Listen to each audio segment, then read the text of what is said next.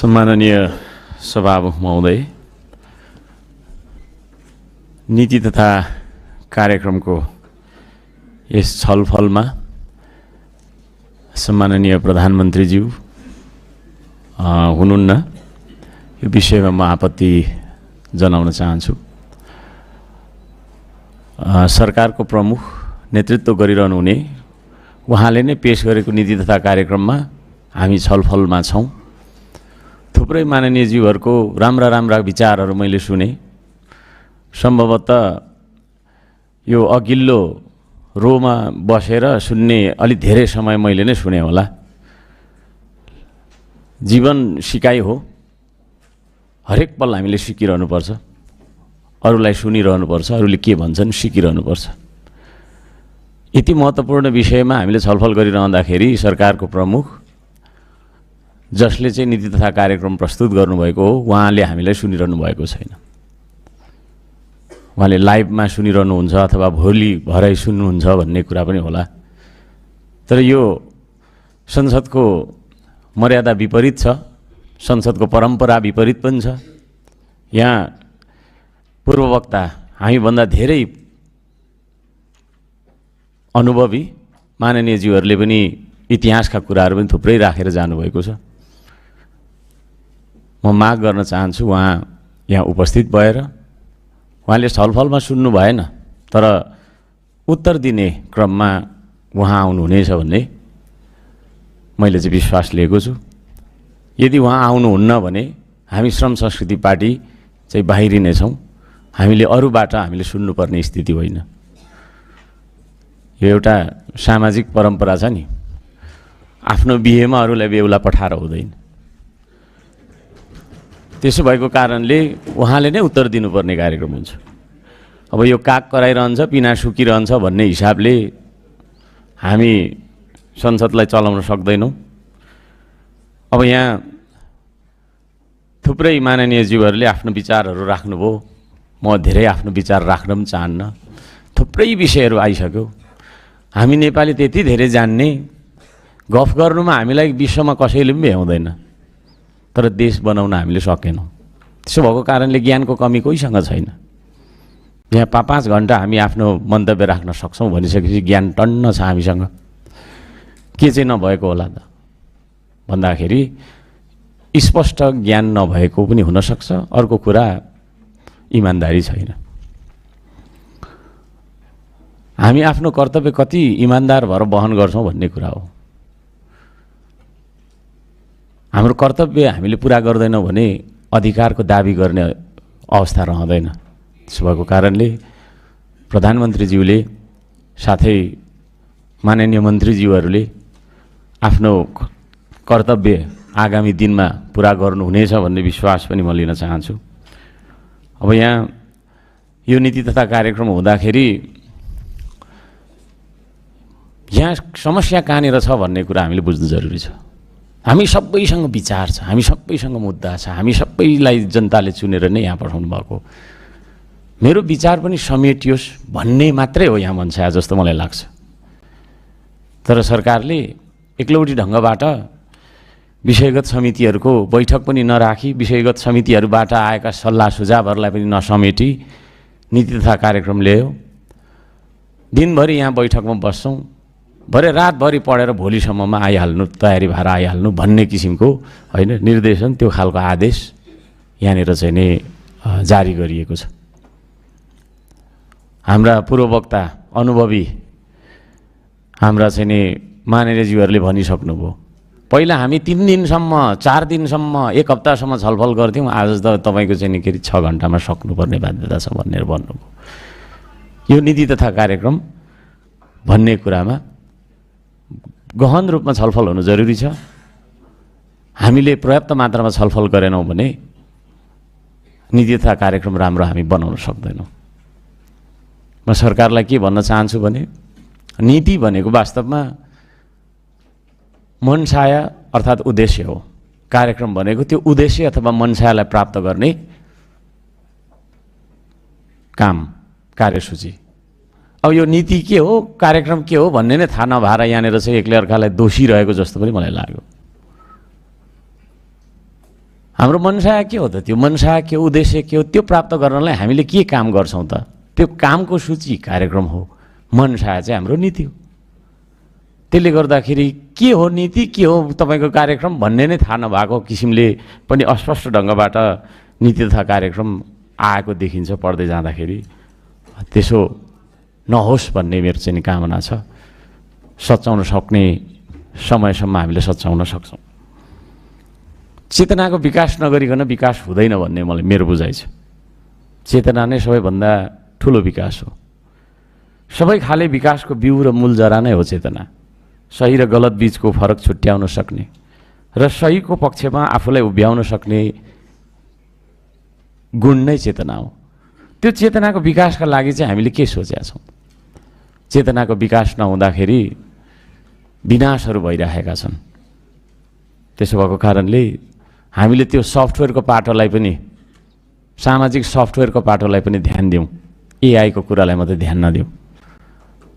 हामीले हाम्रो समाजलाई नैतिक बनाउँदैछौँ या अनैतिक बनाउँदैछौँ, मर्यादित बनाउँदैछौँ या अमर्यादित बनाउँदैछौँ भन्ने बारेमा पनि हामीले बुझ्न जरुरी छ।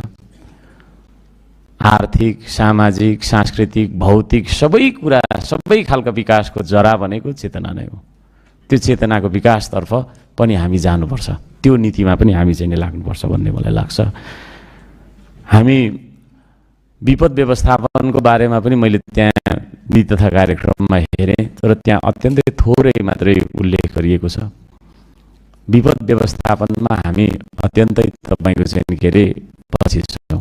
अहिले यहीँ नै पनि भूकम्प आयो भने के गर्ने भन्ने बारेमा हामीलाई ब्रिफिङ भएको छैन, होइन? यति नै खेर बसिरहेको बेला भूकम्प आयो भने के गर्नुहुन्छ तपाईँहरू? म के गर्ने, मैले के गर्ने, तपाईँहरूले के गर्ने? हाम्रो र्याली पोइन्ट कहाँ छ, होइन? आगो लाग्यो भने यहाँनिर खोइ हाम्रो फायर एक्सटिङ्ग्विसर त्यहाँ देख्दै रहेछ, त्यहाँ पर छ एउटा, होइन? यस्ता विषयहरूमा अब यही संसद भवनभित्रको कुरा मैले गरेको, होइन? यहीँ भित्रको अवस्था यस्तो छ भने गाउँ गाउँमा कस्तो छ ल विपद व्यवस्थापनको कुरा, रेडिनेसको कुरा के छ त हाम्रो? त्यसतर्फ चाहिँ नि अलिक थोरै व्याख्या विश्लेषण त्यहाँ भएको छ, त्यसतर्फ पनि ध्यान जाओस् भन्ने सुझाव म दिन चाहन्छु। आर्थिक विकासको कुरा गर्दाखेरि म चाहिँ अलिकति अर्ग्यानिक टाइपको मान्छे। एआईमा राम्रो राम्रो खानाको, राम्रो राम्रो नानाको, लुगाको, होइन, राम्रा राम्रा सहरको नक्सा हामी बनाउन सक्छौँ, तर माटो नछोई उत्पादन हुँदैन।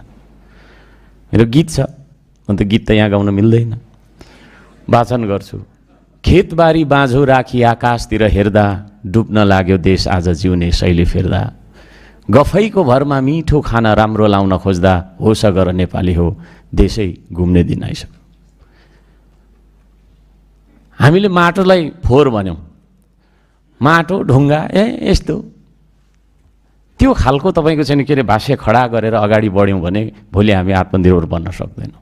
यो काठमाडौँ भ्यालीभित्र नाकालाई बन्द गरिदिउँ त 2 दिन भात खानु नपाएर, तरकारी खानु नपाएर हामी यो ठाउँ छोड्नुपर्ने स्थिति हुन्छ। त्यसो भएको कारणले गर्दाखेरि कृषिको कार्यक्रममा धेरै जोड दिनुपर्छ।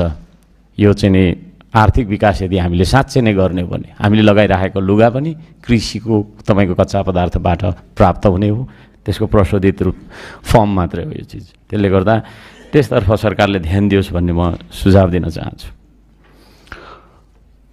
हामी सबै मिलेर काम गरौँ भन्ने कुरामा मेरो जोड छ। काम गर्दा सानो भइँदैन। 3 करोड नेपालीको 6 करोड हात चलाउनुपर्छ एकैसाथ। कलमले मात्रै बन्दैन देश, औजार समाउनुपर्छ। अब नीतिले मात्रै बन्दैन देश, श्रम र श्रमदान गर्नुपर्छ। अब हामी इक्जाम्पल हो। हामीलाई हेरेर इक्जाम्पल हामीलाई लिएर चाहिँ हाम्रो आउँदो पिँढीले सिक्ने हो। त्यसले गर्दाखेरि हामीले नै काम नगरेको देखिरहँदाखेरि हाम्रो चाहिँ नि आउँदो पुस्ताले, हाम्रो छोराछोरीले, हाम्रो नाति नातिनीले काम गर्छन् भन्ने मलाई लाग्दैन। हामी मोबाइलबाट निस्केर खेतबारीमा पनि जानुपर्छ। त्यसतर्फ यो सरकारले ध्यान दियोस्, नत्र भने उत्पादन हुँदैन। भोलि हामी गरिबीको भुमरीमा फस्ने नै छौँ। सामाजिक विकासको कुरा गर्दाखेरि समाज भनेकै सहकारी हो। यहाँ पनि समाज नभएर यस्तो भइरहेको के प्रधानमन्त्रीज्यूलाई हामीले बोलाइराख्नुपर्ने यो किन भएको भन्दाखेरि समाज भनेको सहकारी अन्तर सम्बन्ध हो। सत्ता पक्ष प्रधानमन्त्रीज्यू, होइन, उपप्रधानमन्त्रीजी उहाँहरू हाम्रो अभिभावक हुनुहुन्छ। उहाँहरूले हामीले कहिल्यै बोलाउनु भएन, नीति बनाऊ आउनुहोस् न, के छ बजेट बनाऊ आउनुहोस् न भन्नु भएन। हामीले एपोइन्टमेन्ट लिएर भेट्नुपर्ने बाध्यताहरू धेरै छन्। उहाँहरूले पनि बोलाउँदा हुन्छ त, धेरैले बोलाउनु पर्दैन, दलका नेताहरूलाई बोलाउँदा हुन्छ। यदि त्यसो भने अवरोध हुँदैन क्या, हामी एउटै सिस्टमका हिस्सा हौँ। मैले अस्ति पनि भनेको थिएँ, तपाईँहरू एक्सेलरेटर हो भने हामी भनेको ब्रेक मेकानिजम हो। ब्रेक बिनाको गाडी फेल हुन्छ, दुर्घटित हुन्छ। हामीले किन संवाद नगरेको? संवाद नभएरै यस्तो भइराखेको छ। हामीले संवादै गर्दैनौँ, भेट्दैनौँ। एकले अर्कालाई विरोध गर्नुपर्छ भन्ने मनसाय हुन्छ हाम्रो, होइन? त्यसलाई किन बोलाउने भन्ने मनसाय हुन्छ हाम्रो। त्यसो भएको कारणले गर्दाखेरि सहकार्य नभएर चाहिँ यो खालको स्थिति भइरहेको छ। र सामाजिक विकासमा पनि हामीले चाहिँ नि होइन, सहकार्य, सहअस्तित्वको कुराहरू, अन्तर्सम्बन्धको कुराहरू, होइन, हाम्रो सामाजिक विकास जबसम्म यो देशमा धार्मिक, जातीय, वर्गीय विभिन्न न्यूमा, होइन, हामीले चाहिँ सामुदायिक हिसाबबाट विभेद गरिरहन्छौँ, तबसम्म हाम्रो सामाजिक उन्नयन हुन सक्दैन। समाज भनेको एकमुष्टता हो। तपाईँ म बिना अधुरो, म तपाईँ बिना अधुरो। हामी नेपाली, त्यो एउटा गीत पनि छ, होइन? 3 करोड नेपालीको एकमुष्टता नै नेपाली समाज हो। त्यो नेपाली समाज बन्नलाई के कुराले रोकिरहेको छ? ती विभेदजन्य कुराहरूलाई आज हामीले हटाउनुपर्छ। त्यसतर्फ पनि हाम्रो नीति तथा कार्यक्रम उन्मुख होस्। सुशासन र शान्ति सुरक्षाको कुरा हामी गर्छौँ।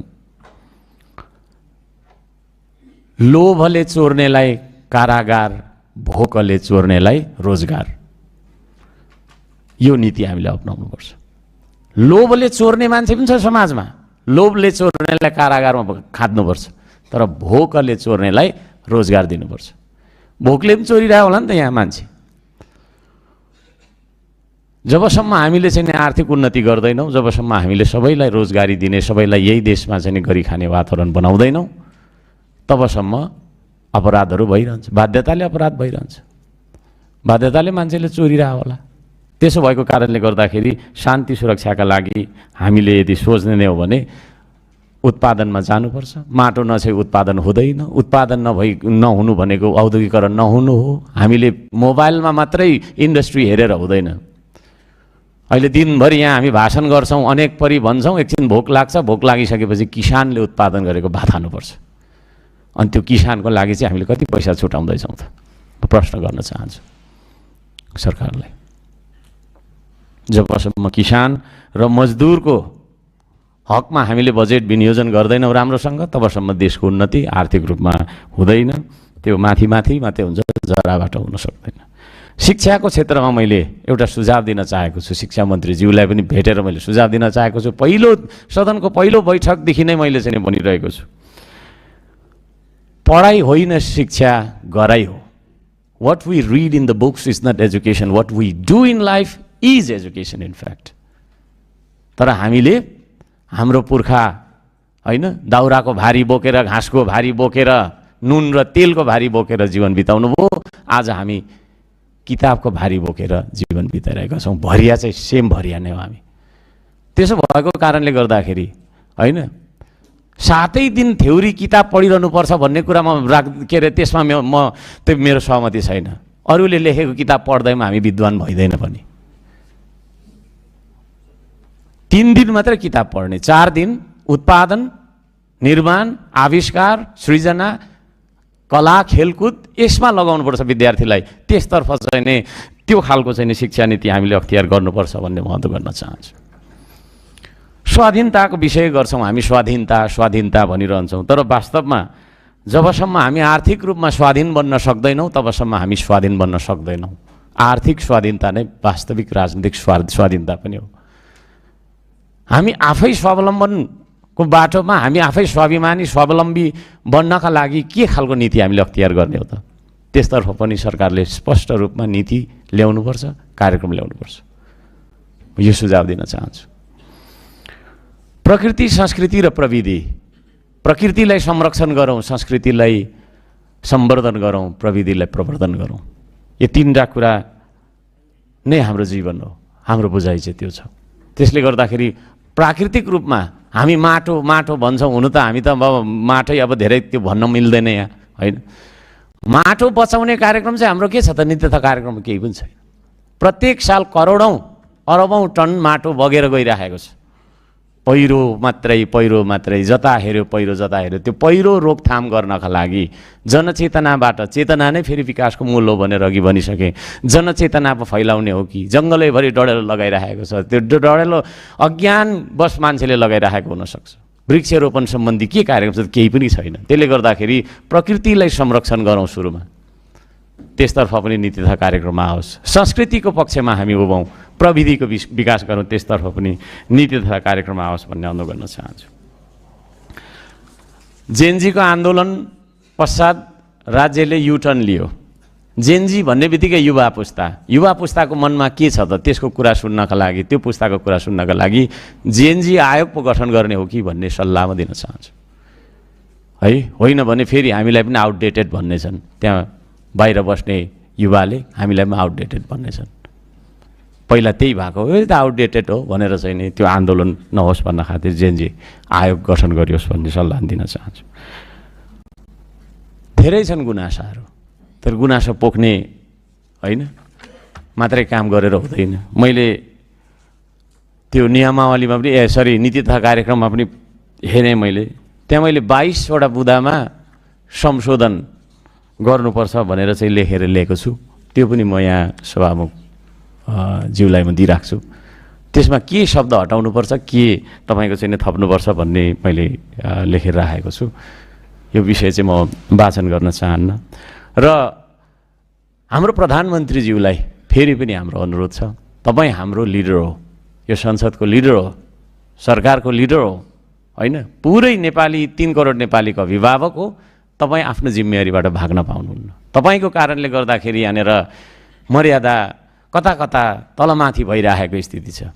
भर्खरै पूर्व वक्ता माननीयज्यूले, धनकुटाबाट आउनुभएको माननीयज्यूले यहाँनिर सभामुखज्यूले भनेको कुरा पनि म मान्दिनँ, 6 मिनट धेरै बोल्छु अथवा यहीँ पर्खिरहन्छु अर्थमन्त्रीज्यूलाई भन्ने हिसाबबाट जानुको कारण चाहिँ के हो भन्दाखेरि सुरुवात चाहिँ हाम्रो प्रधानमन्त्रीज्यूले गर्नुभएको छ।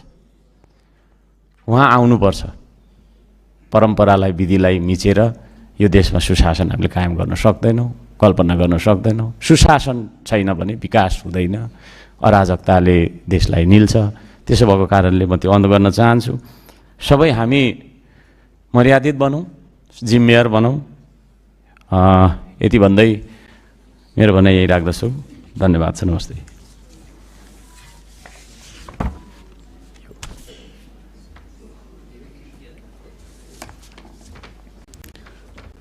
माननीय सदस्य खुशबु ओली, समय 7 मिनट। त्यसपछि माननीय सदस्य महावीर पुन।